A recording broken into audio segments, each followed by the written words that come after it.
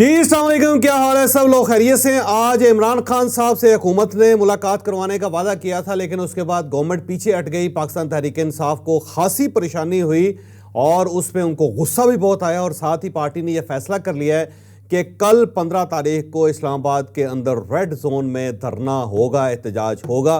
क्या पार्टी ये कर पाएगी? ये हम आपको आज के व्लॉग में बताएंगे। और हमाद साहब ने ऐलान किया है कि मैं उस प्रोटेस्ट को लीड करूंगा। हमाद साहब कैसे लीड करेंगे? क्या वो लाहौर से आएंगे, काफिला लेके आएंगे, लोगों को लेके निकलेंगे? ये भी हम आपको आज के व्लॉग में पूरी तफसील के साथ बताएंगे। और मौलाना फजलुर रहमान साहब आईनी तरमीम के लिए रजामंद हो गए, राजी हो गए और उन्होंने अंदिया दे दिया है। क्या मौलाना को पाकिस्तान पीपल्स पार्टी ने या नून लीग ने रजामंद किया है या फिर मौलाना खुद राजी हो गए? ये भी हम आपको आज के व्लॉग में बताएंगे। और मियां नवाज शरीफ और मरियम नवाज साहबा ने बरखा दत्त जो इंडियन सहाफ़ी हैं उनको एक छोटा सा इंटरव्यू दिया है। उस इंटरव्यू में उन्होंने एक मैसेज दिया है। वो मैसेज क्या है ये भी हम आपको आज के व्लॉग में बताएंगे। और इसके साथ साथ जो शंघाई तावन तंजीम है उसका इजलास शुरू होने वाला है। बाहर से वफूद पाकिस्तान पहुंच चुके हैं। इस्लामाबाद के अंदर बहुत गहमा गहमी है। इस कॉन्फ्रेंस का पाकिस्तान को क्या फ़ायदा होगा ये भी आपको इसी व्लॉग में बताया जाएगा। लेकिन व्लॉग की तरफ जाने से पहले मेरी आपसे रिक्वेस्ट है कि चैनल को सब्सक्राइब जरूर कीजिएगा और ये जो बेल आइकन है उसको जरूर प्रेस करें ताकि नोटिफिकेशन आपको मिलता रहे। और यही वो सपोर्ट है, यही वो फेवर है जो आप हमारी कर सकते हैं। आज की टॉप स्टोरी इमरान खान साहब के साथ उनकी फैमिली की मुलाकात है और उसके ऊपर एक कन्फ्लिक्ट है। कभी गवर्नमेंट ने उनको कह दिया था कि जनाब आप आ लें, मिल जाएं, और फिर कह दिया कि नहीं मिल सकते।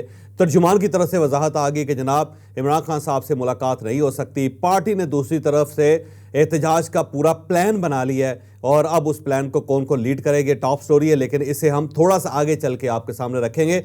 सरदस्त एससीओ यानी शंघाई तावन तंजीम का जो इजलास है उसकी तैयारियां मुकम्मल हो चुकी हैं। बाहर से गेस्ट पाकिस्तान आना शुरू हो गए हैं, वफूद आ चुके हैं, मीडिया टीम्स आ चुकी हैं और इसके साथ साथ बहुत सारे सरबराह मुमलकत जो हैं वो भी रास्ते में हैं। चाइनीज़ प्राइम मिनिस्टर यहाँ इस्लामाबाद पहुँच चुके हैं। आज प्राइम मिनिस्टर ने एयरपोर्ट पर जाके उनका इस्तकबाल किया। वहाँ पर कैबिनेट के मिनिस्टर्स भी थे और उसके बाद फिर उनको प्राइम मिनिस्टर हाउस ले जाया गया जहाँ पे आर्मी चीफ भी उनके साथ मिले। और चाइना के साथ जो पाकिस्तान के ताल्लुकात हैं वो बड़ी तेज़ी से मज़ीद बेहतर होते चले जा रहे हैं। इस बार चाइनीज़ प्राइम मिनिस्टर सी पैक का दोबारा इफ्तिताह करेंगे। ग्वादर एयरपोर्ट का इफ्तिताह भी किया जाएगा और चाइना से पाकिस्तान को बहुत ज़्यादा तवक्कुआत वाबस्ता है। सरदस्त और चाइनीज़ की तरफ से भी पाकिस्तान के लिए बहुत हमदर्दी का इजहार किया जाता है और ये जो क्राइसिस है उसके अंदर चाइना पाकिस्तान की बहुत मदद कर रहा है। एससीओ ये शंघाई तावन तंजीम का जो इजलास है वो पाकिस्तान के लिए बहुत इंपॉर्टेंट है क्योंकि बहुत अरसे बाद पाकिस्तान के अंदर कोई इंटरनेशनल फोरम का कोई इजलास हो रहा है और उसके अंदर पाकिस्तान एक्टिवली पार्टिसिपेट कर रहा है। पाकिस्तान मेज़बान भी है इसका।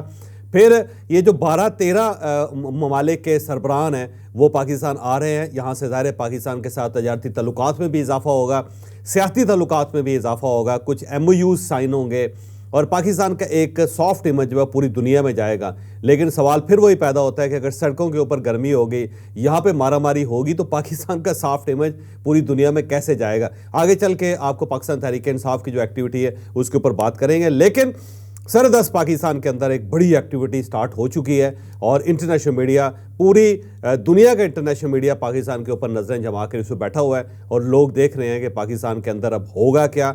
अगर ये सिमट बड़े अच्छे तरीके से निबट जाती है और पाकिस्तान इस अपॉर्चुनिटी का फ़ायदा उठा लेता है तो पाकिस्तान के सॉफ्ट इमेज में बहुत ज़्यादा फ़र्क पड़ेगा। पाकिस्तान का इंटरनेशनल इंप्रेशन बड़ा अच्छा हो जाएगा और ये जो शंघाई तावन तंजीम से रिलेटेड मुल्क हैं वहाँ पाकिस्तान के तजारती तल्लुकात भी बहुत अच्छे हो जाएंगे। मेरा ख्याल है पाकिस्तान के लिए गोल्डन अपॉर्चुनिटी है, इसका पाकिस्तान को भरपूर तरीके से फ़ायदा उठाना चाहिए। इंडिया की एक खातून जर्नलिस्ट है बरखा दत्त, बड़ी मशहूर जर्नलिस्ट है वहाँ पे, बिल्कुल ऐसे जैसे हमारी नसीम ज़हरा पाकिस्तान के अंदर बड़ी मशहूर जर्नलिस्ट है, बिल्कुल उसी पाए की बरखा दत्त एक जर्नलिस्ट है इंडिया के अंदर। और उनका मियां नवाज शरीफ साहब की फैमिली के साथ भी बड़ा अच्छा ताल्लुक़ है। वो यहाँ पर भी उनसे मिलती रही हैं, इंग्लैंड के अंदर भी उनसे मिलती रही हैं। वो पाकिस्तान आई हैं क्योंकि जयशंकर उनके जो वज़ीर ख़ारजा है वो आ रहे हैं, तो उनके जो उनसे पहले जो टीम यहाँ पहुँची है मीडिया टीम उसमें बरखा दत्त भी शामिल है। वो आज लाहौर में उनकी मियां नवाज शरीफ और मरियम नवाज साहबा से मुलाकात हुई और उसके बाद उन्होंने एक छोटा सा 5 मिनट का क्लिप अपलोड किया जिसके अंदर उन्होंने कहा कि मियां नवाज शरीफ साहब ने नरेंद्र मोदी को मैसेज दिया है कि आप खुद आएँ पाकिस्तान, ताकि इंडिया और पाकिस्तान के ताल्लुकात बेहतर हो सकें और ये जो दरारें हैं दोनों के दरमियान या दीवारें हैं ये दोनों ख़त्म हो सकें, ये गिर सकें। तो मियां नवाज शरीफ साहब ने बड़ा अच्छा जेस्चर दिया है और बहुत अच्छा मैसेज दिया है नरेंद्र मोदी साहब के लिए कि वो अगर खुद आएंगे तो हम मसाइल को आपस में मिल बैठ के हल कर सकेंगे। तो बड़ी अच्छी बात है अगर बरखा दत्त के ज़रिए मैसेज इंडिया पहुंचता है और जयशंकर के साथ नरेंद्र मोदी साहब आ जाते हैं या नरेंद्र मोदी साहब खुद आ जाते हैं और जयशंकर साहब को वहाँ पे होल्ड कर लेते हैं, तो फिर ये बड़ी ब्रेक थ्रू होगी और मेरा ख्याल है इससे पाकिस्तान और इंडिया के ताल्लुकात के अंदर नया एक सिलसिला शुरू हो सकता है, नया दौर शुरू हो सकता है। मियां नवाज शरीफ साहब मेरा ख्याल है वो क्योंकि शुरू से ही इंडिया और पाकिस्तान के ताल्लुकात हर लिहाज से ठीक करना चाहते थे, बल्कि जब फर्स्ट टाइम प्राइम मिनिस्टर बने तो उस वक्त भी उन्होंने इंडिया के साथ बहुत अच्छे ताल्लुकात बनाने की पूरी कोशिश की थी, बल्कि आज तक मियां नवाज शरीफ साहब की यही कोशिश है। हर मरतबा वो कोशिश करते हैं लेकिन फिर कहीं ना कहीं कोई साइड से कोई ना कोई एक्टर आता है जिससे ये ताल्लुकात दोबारा ख़राब हो जाते हैं। तो मेरा ख्याल है मियां नवाज शरीफ साहब के इस ऑफ़र को इंडिया की तरफ से मुस्बत जवाब आना चाहिए और उसके बाद अगर मोदी साहब पाकिस्तान आ जाएँ और मियां नवाज शरीफ के साथ उनके साथ मुलाकात हो जाए, आसिफ अली जरदारी साहब के साथ हो जाए, मियां शहबाज शरीफ साहब के साथ हो जाए, आर्मी चीफ पाकिस्तानी जो हैं उनके साथ उनकी मुलाकात हो जाए, तो बहुत सारे मसाइल इंडिया और पाकिस्तान के दरमियान जो मौजूद हैं वो हल हो सकते हैं, एक नई शुरुआत हो सकती है। लेकिन सरदस्त मेरा ख्याल है नरेंद्र मोदी साहब ये इनिशिएटिव नहीं लेंगे क्योंकि जाहिर है वहाँ पे भी इंडिया के अंदर भी बहुत से मसाइल हैं जिनका मोदी साहब इस वक्त शिकार हैं। तो आज हम मौलाना फजलुर रहमान साहब ने टॉक की, उसकी तरफ भी अब आते हैं। मौलाना फजलुर रहमान साहब ने कहा कि बहुत तवील बहस और मुबाहिसे के बाद JUI पाकिस्तान मुस्लिम लीग नून और पाकिस्तान पीपल्स पार्टी का जो पैकेज है उस पर रजामंद हो गई है क्योंकि सब ने मिल के उसके अंदर बहुत सारी तरमीम कर दी हैं और वो चीज़ें जो बहुत ज़्यादा हर्ट कर रही थी पूरे आइन को उसको निकाल दिया है और पीपल्स पार्टी और नून लीग दोनों ने निकाला है। तो अब हमारा इत्तफाक राय हो रहा है, हम इत्तफाक राय के बहुत करीब हैं। और मौलाना ये भी कहा कि जो 18वीं तरमीम थी उस पर 6 महीने बहस होती रही और ये जो 26वीं तरमीम है पता नहीं गवर्नमेंट इसे तेज़ी से क्यों करना चाहती है, लेकिन बहरहाल इसके बावजूद जो है इस पर बहुत काम हुआ है और अब हम इत्तफाक राय के करीब पहुँच गए हैं। तो मौलाना की तरफ से ये कह देना मेरा ख्याल है बहुत बड़ा साइन है कि अनकरीब ये आइनी पैकेज जो है वो मंजूर हो जाएगा और वो कौमी असम्बली से भी मंजूर हो जाएगा और साथ वो सेनेट से भी मंजूर हो जाएगा।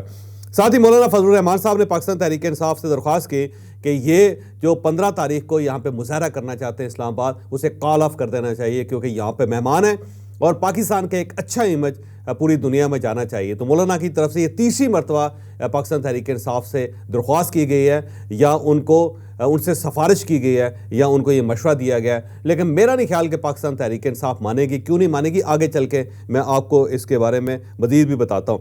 साथ ही बिलावल भुट्टो साहब ने आज कराची के अंदर खिताब किया और उन्होंने कहा कि सुप्रीम कोर्ट ऑफ पाकिस्तान के जो जजेस हैं उनमें तमाम सूबों की बराबरी होनी चाहिए, यानी जितने जज पंजाब से हैं उतने ही जजेस सिंध से होने चाहिए, उतने ही खैबर पख्तूनख्वा से होने चाहिए और उतने ही जजेस जो हैं वो बलूचिस्तान से भी होने चाहिए।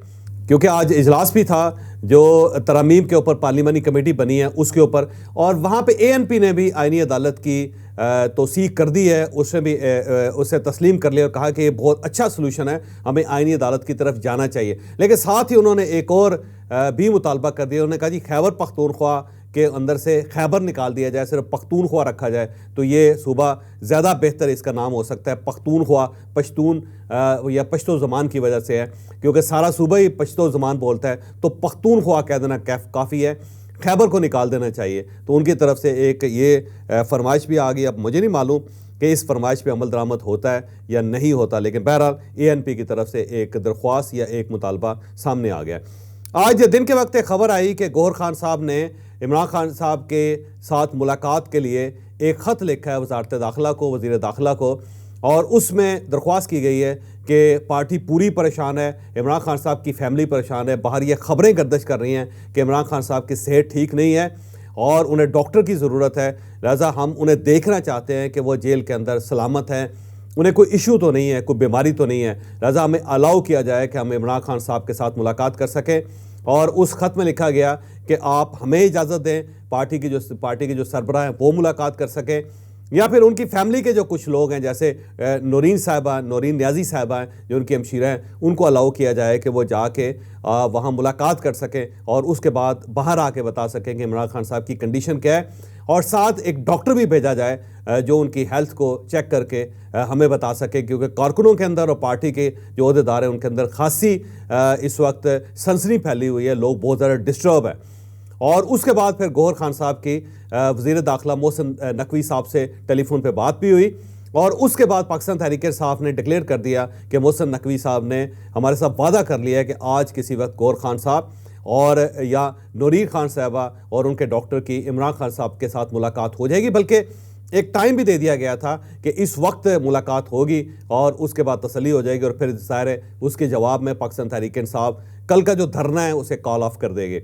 लेकिन उसके बाद फिर वजारत दाखिला के तर्जुमान की तरफ से एक वजाहत आ गई कि मोहसिन नकवी साहब ने गौहर खान साहब से कोई वादा नहीं किया, और अगर हम इमरान खान साहब से मुलाकात अलाउ करते हैं तो फिर बाकी जो कैदी है उन सब के साथ ज़्यादती है, और ये दोहरा म्यार होगा कि एक बड़ा आदमी जो है उसके लिए आपने जेल के दरवाजे खोल दिए और छुट्टियों के दरमियान भी खोल दिए, और उस वक्त खोल दिए जब हाई कोर्ट भी उसे तस्लीम कर चुकी है, जब हाई कोर्ट छुट्टियों पे है, सुप्रीम कोर्ट ऑफ पाकिस्तान छुट्टियों पे है, रावलपिंडी और इस्लामाबाद के अंदर तमाम सरकारी और गैर सरकारी दफ्तर बंद हैं।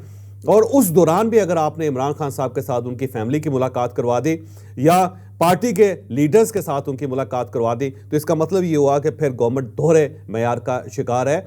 वो आम कैदी को तो वो ये राइट देने के लिए तैयार नहीं है, लेकिन इमरान खान साहब के लिए खसूसी तौर पे रास्ते खोले जा रहे हैं और उनके साथ खसूसी सलूक किया जा रहा है, लिहाजा हम ये सलूक करने के लिए तैयार नहीं है। लिहाजा वजारत दाखिला की तरफ से जवाब आ गया। पाकिस्तान तहरीक इंसाफ ने इस जवाब को तस्लीम करने से इनकार कर दिया, बल्कि पार्टी इस वक्त भी क्लेम कर रही है कि जनाब मोहसिन नकवी साहब ने हमसे वादा किया था, लेकिन उसके बाद फिर उन्हें रोक दिया गया कि आप इमरान खान साहब के साथ किसी की मुलाकात नहीं करवा सकते, और जो रोका गया है इससे हमारे खदशात में मज़ीद इजाफा हो गया। हमें महसूस होता है कि इमरान खान साहब वाकई बीमार हैं या उनके साथ कुछ हो गया जिसकी वजह से गवर्नमेंट उनको जो उनकी फैमिली है या जो उनकी पार्टी है या उनके वकला है उनसे ऑफ कर रही है, उनसे ज़रा साइड पर रख रही है। साथ ही इंतज़ार हुसैन पंजोता साहब की बात भी की गई कि अब देख लें जो उनके वकील थे, जो उनके साथ राब्ते में थे, जो उनकी मुलाकात डिज़ाइन किया करते थे या उसका फ़ैसला किया करते थे, वो भी गायब हैं। तो बहुत सारे खदशात हैं। उसके साथ ही फिर आज गंडापुर साहब ने एक इजलास भी किया, और उस इजलास में उन्होंने कल का जो धरना है या मुजाहरा है उसके बारे में कुछ बुनियादी सवाल भी उठाए और कुछ बुनियादी फ़ैसले भी किए।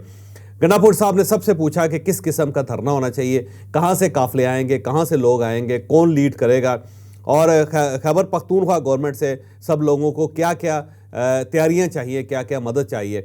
तो गंडापुर साहब ने अब एक इनिशिएटिव लेना शुरू कर दिया है कि ये धरना या मुजाहरा जो है उसके लिए बाकायदा को बंदोबस्त खैबर पख्तूनख्वा से भी किया जाए। लेकिन खैबर पख्तूनख्वा से ये सूरत हाल सामने आ रही है कि वहाँ पे जो वर्कर्स हैं, कारकुन हैं पार्टी के, वो खासे डिस्टर्ब हैं, क्योंकि आए रोज़ उन्हें इस्लामाबाद आना पड़ता है, यहाँ से मार खानी पड़ती है, यहाँ पे उन्हें आंसू गैस बर्दाश्त करनी पड़ती है, और फिर उसके बाद ज़ाहिर बीमारी की हालत में वो वापस जाते हैं, और कुछ लोग यहाँ पे गिरफ्तार हो जाते हैं, उनके खिलाफ केसेस बन जाते हैं। तो अब कारकुनों ने भी बहुत ज़्यादा इनिशिएटिव लेने से इनकार कर दिया है। तो अब वहाँ से लोग इकट्ठे करना खैबर पख्तूनख्वा से, फिर उन्हें यहाँ लाना बड़ा डिफ़िकल्ट हो गया है। दूसरा, गंडापुर साहब के ऊपर पार्टी अब एतमाद भी नहीं कर रही, लोग भी एतमाद नहीं कर रहे। सबका ख्याल ये है कि अगर गंडापुर साहब खुद नहीं जाएंगे तो हमें कोई फ़ायदा नहीं है, और अगर खुद भी जाएंगे तो रास्ते से वो कहीं और चले जाएंगे, तो इसका फिर क्या फ़ायदा होगा, एक और धरना या एक और मुजाहरा नाकाम हो जाएगा। तो कारकुन एक तो इनिशिएटिव नहीं लेना चाहते, दूसरे कारकुन वहाँ पे मौजूद भी नहीं है, पार्टी के अंदर भी वहाँ पे ठीक ठाक किस्म की दराड़ है, लोग गंडापुर साहब के ऊपर एतमाद करने के लिए तैयार नहीं। लिहाजा केपी के अंदर खासा क्राइसिस है, क़यादत का क्राइसिस भी है और वहाँ पे लोगों का क्राइसिस भी है, और इसके साथ साथ जो एक ट्रस्ट है उसका एक क्राइसिस भी वहाँ पे पैदा हो गया। साथ साथ हमाद साहब की तरफ से आज एक मैसेज आ गया, उन्होंने कहा देखें जी, मैं इस बार क़यादत करूँगा, मेरी जान भी चली जाए तो मेरी जान इमरान खान साहब से कीमती नहीं है, इमरान खान साहब सबसे ज़्यादा कीमती हैं। मैं बाहर आ रहा हूँ, मैं इस एहतजाज की कॉल को ओन करूँगा, मैं इसे लीड करूँगा। तो हमाद साहब पहली मरतबा लीड करना चाहते हैं। मेरा ख्याल वो घर से बाहर निकलना चाहते हैं, तंग आ गए हैं, और उन्हें पता है कि जो ही वो बाहर निकलेंगे तो उसके बाद उन्हें गिरफ्तार कर लिया जाएगा। तो एक वो सीन क्रिएट करना चाहते हैं, क्योंकि लाहौर से ना तो वो बाहर निकल सकेंगे, ना वर्कर्स को इकट्ठा कर सकेंगे, ना वर्कर्स को वो अगले 2 दिनों तक यहाँ इस्लामाबाद पहुँचा सकेंगे। तो हमाद साहब मेरा ख्याल है सिर्फ एक न्यूज़ बनाना चाहते थे, जिसका ऐलान उन्होंने कर दिया।